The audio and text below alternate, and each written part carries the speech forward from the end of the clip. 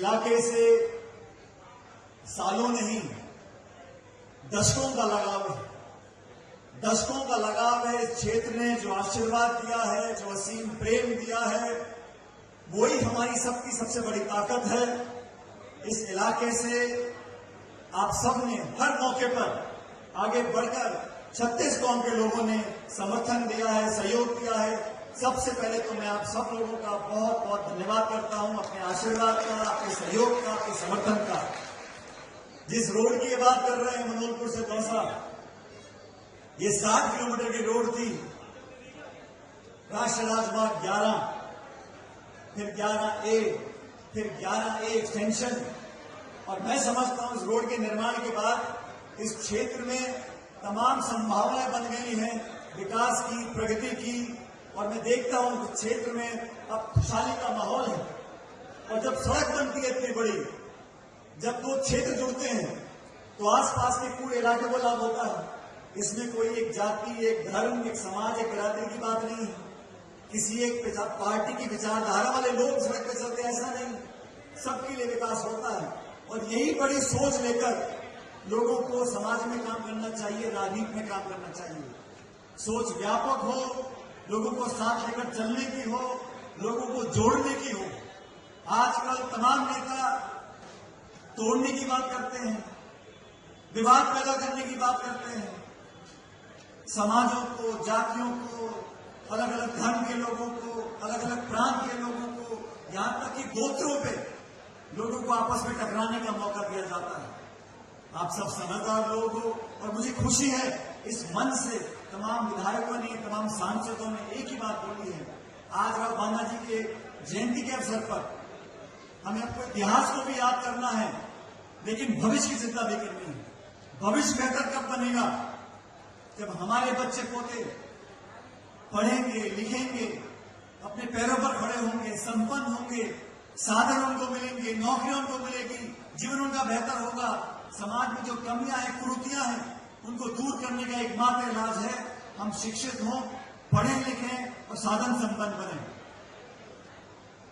ये कोई राजनीतिक मंच नहीं है कि मैं आप लोगों से 2-3 सवाल जरूर पूछना चाहता हूं।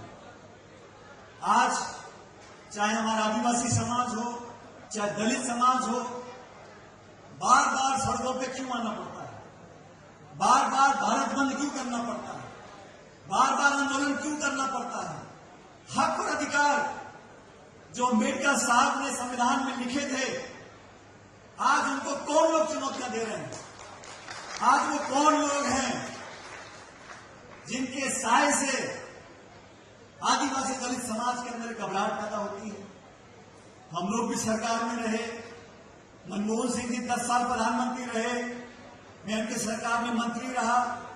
मैं आप लोगों से पूछना चाहता हूं, जब कांग्रेस की सरकार दिल्ली में थी, मनमोहन सिंह जी प्रधानमंत्री थे, कभी आदिवासी समाज को लगा कि हमारे अधिकार छीन सकते हैं?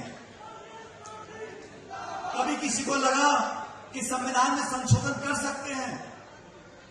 तो क्या कारण है कि बड़े बड़े पदों पर बैठे लोगों को बार बार ये सफाई देनी पड़ती है, बार बार ये सफाई देनी पड़ती है कि हम संविधान से छेड़छाड़ नहीं करेंगे, हम आरक्षण से छेड़छाड़ नहीं करेंगे?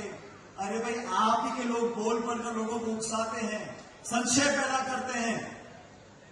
इसलिए मैं आप लोगों से कहना चाहता हूं, हम सब लोग जो राजनीति में काम करते हैं, हो सकता है हमारी अलग अलग सोच हो, अलग अलग विचारधारा हो, लेकिन हम सबका दायित्व है, इस देश में सबसे बड़ा ग्रंथ अगर कोई है, हमारा संविधान है।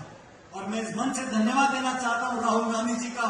उन्होंने संविधान को सुरक्षित रखने का, संविधान की मूल भावनाओं को सुरक्षित रखने का, संविधान के असली मूल को जनता तक पहुंचाने का जो संकल्प लिया है, उससे पूरे देश में आज एक नई उमंग दौड़ी है। एक नई सरकार का गठन दिल्ली में हुआ है।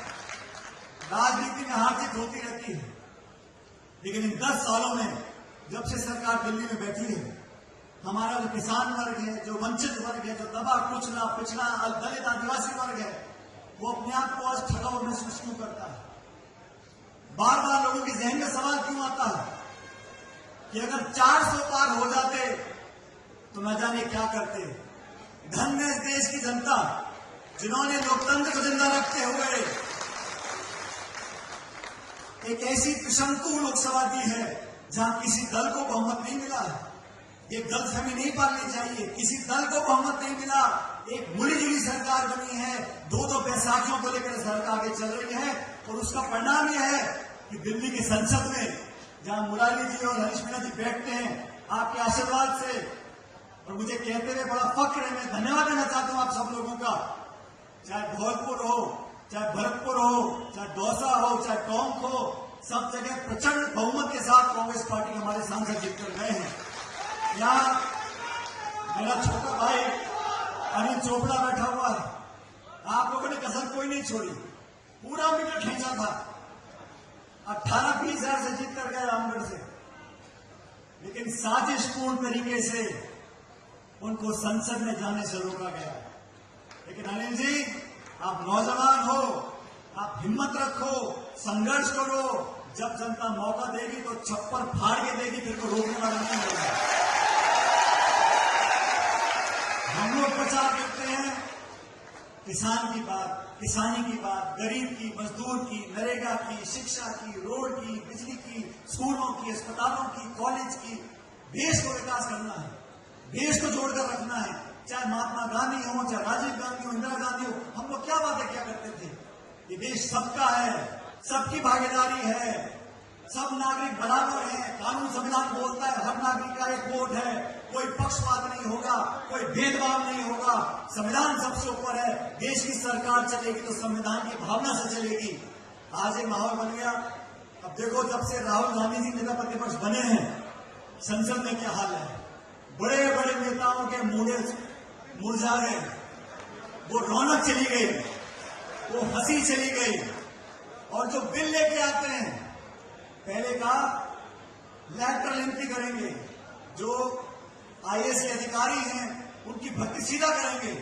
मतलब वहां पर भी वो जो दलित, पिछड़ा, आदिवासी, गरीब पक्ष के लोग हैं, उनके बच्चों को रोकना चाहते थे। हमने विरोध किया और सरकार को अपना आदेश वापस लेना पड़ा, क्योंकि ये विपक्ष की ताकत है, ये आपके संघर्ष की ताकत है। बहुत सारे बिल पार्लियामेंट में लेकर आते हैं कि जब पूरा विपक्ष धारता है तो संख्या बल देखो, 290 तो सत्ता के हैं और 234 विपक्ष के हैं। बहुत ज्यादा फासला नहीं है, लोग समझ रहे हैं। मैं आप सब लोगों से आग्रह करना चाहता हूं, हमारा आदिवासी समाज, हमारा दलित समाज हमारी आन बान और शान है। मैं आप लोगों को विश्वास दिलाता हूं, आपके हितों के लिए, आपके बच्चों के भविष्य को संरक्षित रखने के लिए जो भी हमें करना पड़ेगा, हम करने को तैयार हैं। हम उस दल से वास्ता रखते हैं जो 130 साल से देश को सींचती आई है। सत्ता हो या विपक्ष हो, सबको साथ लेकर आगे चलने का हमने संकल्प लिया है। हम लोग राजनीति में हैं, हमारे विरोधी भी हो सकते हैं। विरोध होता है वैचारिक सोच का, काम करने के तरीके का, उस पर चर्चा हो, संवाद हो। लेकिन जो लोग हमारी राजनीति को जानते हैं वो समझते हैं हमने बड़े से बड़े विरोधी का भी अगर विरोध किया है, डट कर किया है, लेकिन संयम से किया है, मर्यादापूर्ण भाषा से किया है। विरोधियों का सम्मान करना, अपने प्रतिद्वंदी को इज्जत देना, संयम और मर्यादा की सीमा को नहीं लांघना, ये हमारी राजनीति का परिचय है। ये राजस्थान है साथियों, ये तो अतिथि देवो भव की भूमि है। जो भी आएगा उसका स्वागत है। प्यार मोहब्बत का इतिहास रहा है। वाणी में विनम्रता रखनी चाहिए, लोगों को सम्मानपूर्वक संबोधन करना चाहिए। और अगर राजनीति की बात आ रही है तो अब चुनाव उपचुनाव आने वाले 5-6 जगह, तब तो बात करने को पता पड़ जाएगा। मैं तो इतना ही कहता हूं, पहली बात कि जीवन में समय कभी एक सा नहीं रहता, समय कभी एक सा नहीं रहता। जिन लोगों को सत्ता की चाबी दी जाती है उनसे अपेक्षा की जाती है कि आप अपनी पूरी ताकत जनता की सेवा में लगाओ, गरीब का कल्याण करो। आज क्या हालात बने हुए हैं, बच्चों का बलात्कार हो रहा है, विकास के नाम पर सिर्फ घोषणा हो रही है। इतना झगड़ा, मुझे पता नहीं कौन मंत्री है और कौन नहीं है। अब तो पूछते डर लगता है मेरे को। मुझे किसी पत्रकार ने पूछा, हमारे समाज के बड़े वरिष्ठ नेता है, दूसरी पार्टी के लेकिन बड़े वरिष्ठ नेता है, डॉक्टर किरोड़ी मीणा जी। अब वो मुझे किसी पत्रकार ने पूछा कि डॉक्टर साहब मैं अभी इस्तीफा वापस नहीं लिया। मैंने उनसे कहा, हालांकि मेरी पार्टी का मसला नहीं है, मसला भाजपा का है, वो निपटेंगे इससे, कि मैंने भाजपा के नेताओं को सलाह दी, अगर सच्चे मन से मनाओगे तो मान जाएंगे। वो आधे मन से मनाते तो कौन मानेगा? उनका मनाने का मन ही नहीं है। मनाओ तो मान जाएंगे। और राजनीति में अलग अलग विचारधारा है, अलग अलग पृष्ठभूमि है। हम सब लोग, हमारा अंतिम उद्देश्य क्या है कि हमने से जनता की सबसे बेहतर सेवा कौन कर सकता है। हमारा कोई आपसी झगड़ा नहीं है, कोई व्यक्तिगत किसी से लाग लगे पेट नहीं है। हम तो विचार के माध्यम से, योजना के माध्यम से, घोषणा पत्र के माध्यम से, अपनी सोच के माध्यम से जनता को प्रभावित करते हैं। आप हमको वोट दो, हम बेहतर सेवा कर सकते हैं। जो प्रतिस्पर्धा है वो जनता की कसौटी पर खरा उतरने की है। उसमें सबका स्वागत, अपनी बात को रखें, बाकी जनता निर्णय करेगी। लेकिन इस क्षेत्र के लोगों को इतनी बड़ी तादाद में आप लोग आए हो और इतनी शांति से, इतनी लंबे समय से आप लोग बैठे हो, ये दिखाता है कि आपके समाज में जो एकता है, आप में जो एकजुटता है और आपस में जो विश्वास है, वो हमारी सबसे बड़ी ताकत है। और अभी जो मुद्दे उन्होंने उठाए हैं, कांति जी ने, गोपाल जी ने, मुरारी जी, हरीश जी ने, कि यहाँ पर जो फॉरेस्ट का इलाका है, कभी कभी दिक्कत आती है गांव पंचायतों को हाईवे से जोड़ने का। अब तो दोनों सरकारें एक ही दल की हैं और दोनों मंत्री भी अलवर के ही हैं, राजस्थान के भी और केंद्र के भी। हम भी उनसे आग्रह करेंगे कि गरीब और किसानों के लिए सहूलियत देने के लिए कुछ रियायत दें, ताकि सारी लिंक रोड हम जोड़ सकें, पंचायतों को इस हाईवे से जोड़ सकें, लोगों को इसका फायदा मिल सके। मैं आपसे इतना आग्रह करूंगा, राजस्थान की धरती अमन, चैन, शांति, प्रेम, भाईचारे की धरती है और ये मर्यादा हमें बनाए रखनी है। हमारे पूर्वजों ने हमको ये पूंजी दी है कि पूरे देश और दुनिया में इस धरती की मिट्टी की जो महक है, वो खूबसूरती की है, वो प्रेम की है, वो भाईचारे की है, उसको हमेशा बनाए रखना। हम महात्मा गांधी वाली सोच के लोग हैं, हम सबको साथ लेकर चलना जानते हैं। इसलिए आप सबसे मेरा निवेदन, एकजुट रहे, ताकतवर रहे और समय बहुत जल्दी बदलेगा। यहाँ जो हालात मुझे दिख रहे हैं, बहुत लंबा चलने वाला मामला है नहीं, लेकिन आपकी एकता रहेगी, एकजुटता रहेगी, उनको ताकत मिलती रहेगी। मैं एक बार शक्कर मीणा जी को, उनकी पूरी टीम को धन्यवाद करता हूं कि आपने हम सबको आमंत्रित किया।